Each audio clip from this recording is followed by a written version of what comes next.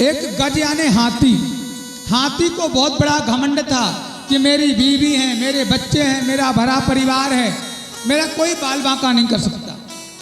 हाथी जहां से चलता साहब बड़ा मद में चलता, सीना तान के चलता था, घमंड में चलता था। एक दिन क्या हुआ, वो हाथी तालाब में जाकर स्नान करने लगा। उसी तालाब में एक ग्राह रहता था और मस्ती होकर हाथी स्नान करने लगा। अपनी सूंड में पानी भर भर करके हथनियों के ऊपर फुंकारा मारने लगा। सूंड में पानी भरे, बच्चों के ऊपर पानी फुंकारा मारे, फब्बारा मारे। इतना प्रसन्न था अपने बच्चों के साथ में, परिवार के साथ में। लेकिन उसी तालाब में एक मगर रहता था, ग्राह रहता था। आज वो मगर आया और आकर गज के पैर को जकड़ लिया साहब, और गज के पैर को जकड़ करके आज खींचता खींचता तालाब के अंदर गहराई में ले जाने लगा। जब गहराई में ले जाने लगा, जब तक हाथी के शरीर में बल था उसने ग्राह से लड़ाई किया, लड़ा, लेकिन धीरे धीरे उसका बल समाप्त होने लगा। अपनी पत्नियों को पुकारा, बचाओ देवियों बचाओ। देवियों ने पहले तो सहारा दिया, घंटा 2 घंटे बाद वो भी हाथ ऊंचा कर लिया। बेटों को पुकारा, बेटों ने भी घंटा 2 घंटा साथ दिया। इसके बाद बेटों ने भी कह दिया पिताजी तो अब बचने वाले नहीं हैं।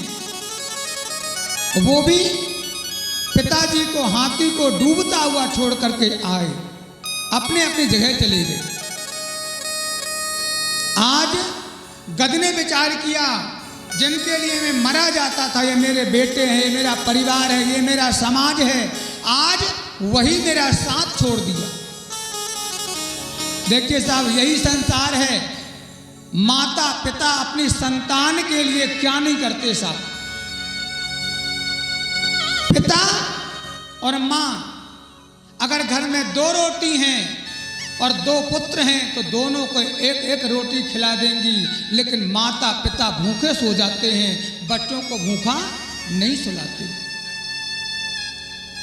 स्कूल की फीस जमा करने के लिए मेरा बेटा पढ़ ले, पिता अपने पहनने में पाबंदी लगा देता है, फटे पुराने कपड़े पहनकर गुजारा करता है, लेकिन मेरा बेटा पढ़ाई कर ले, स्कूल की फीस टाइम टू टाइम भरता है। बेटे के लिए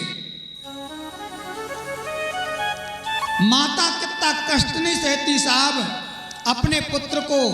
अगर पुत्र रात में बिस्तर में लेटा हुआ है माँ के साथ में, और बेटा अगर रात्रि में बिस्तर में बाथरूम कर देता है, तो माता उठ करके रास्ते में दिन में रात में चद्दर चेंज नहीं करती। फिर वही माता क्या करती है, अपने सीने से लगा करके और सूखे में अपने बेटे को सुला लेती है और गीले में माँ सो जाती है। साहब मेरा बेटा है,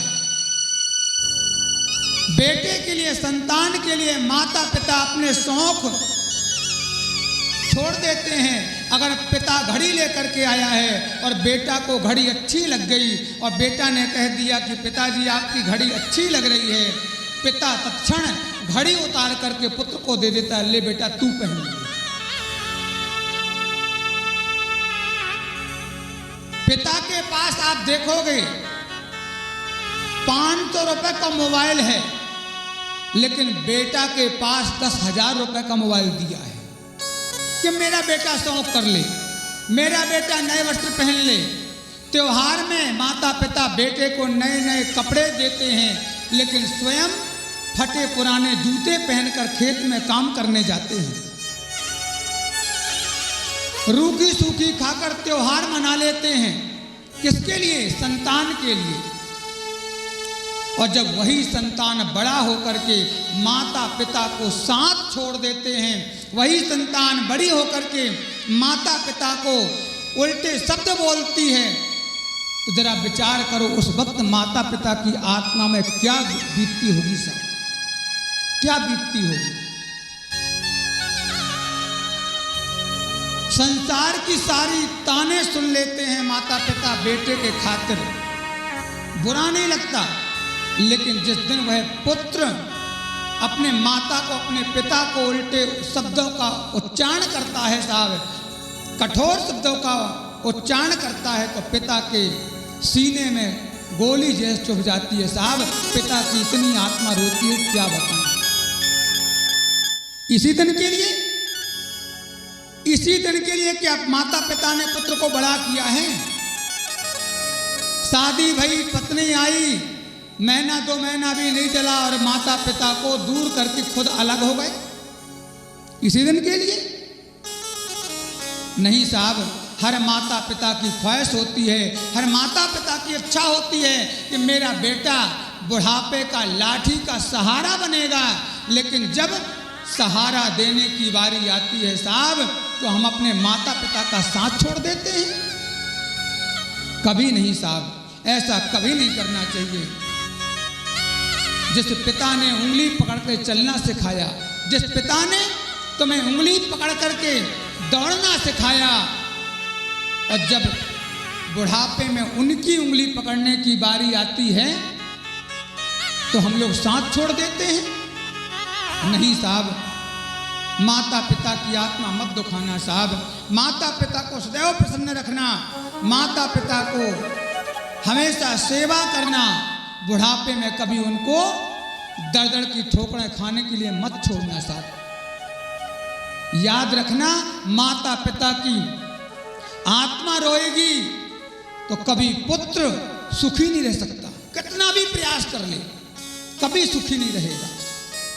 और जिस माता पिता की आत्मा प्रसन्न रहती है तो वो आशीर्वाद देती है साहब कि बेटा प्रसन्न रहो, आनंद रहो।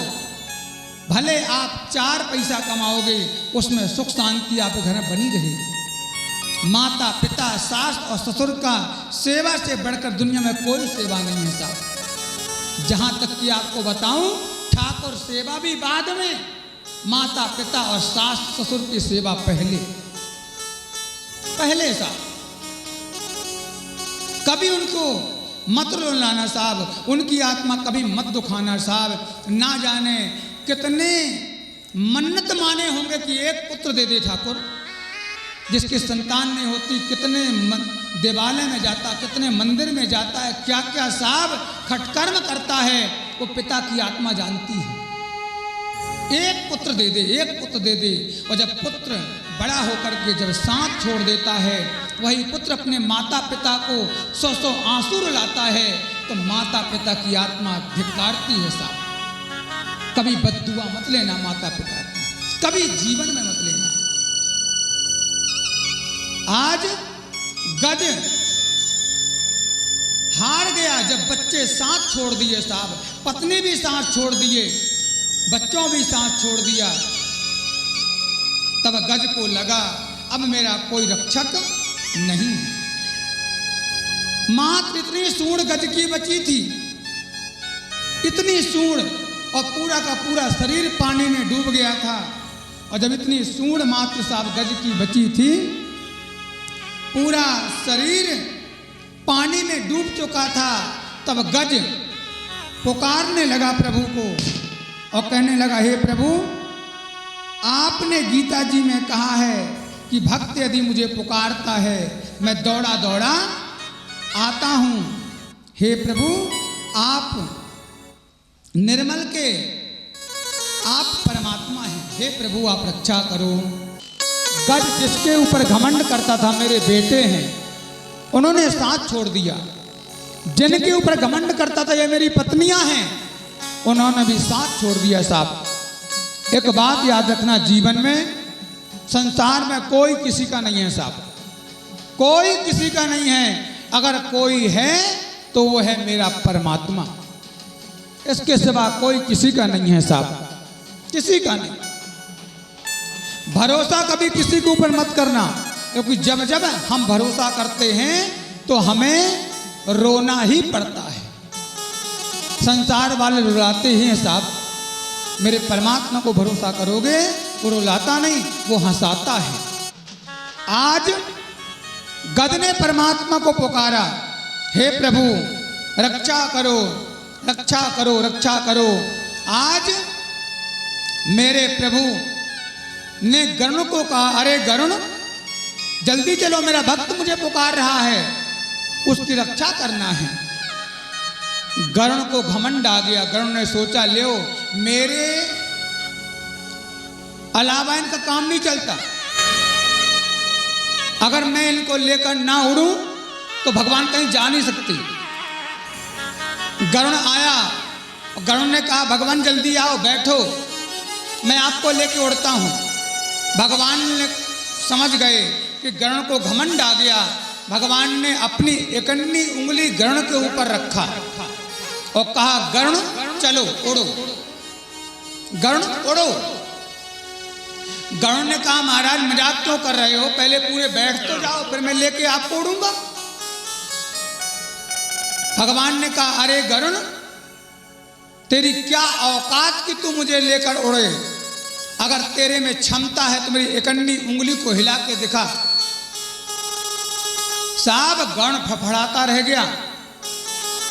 भगवान ने कहा, गरुण तू मुझे लेकर नहीं उड़ता, मैं तेरी पीठ में बैठता हूं और दोनों पैरों के नीचे से कैंची फंसाता हूं और मैं तुझे लेकर उड़ता हूं, तू मुझे लेकर नहीं उड़ता। आज भगवान ने गरुण का घमंड चूर किया, गरुण को छोड़ा और भगवान आज गए, गज की रक्षा करी और ग्राह का उद्धार कर दिया। बोलिए वृंदावन बिहारी लाल की जय हो। जय जय श्री राधे, जय जय श्री, जय जय श्री राधे।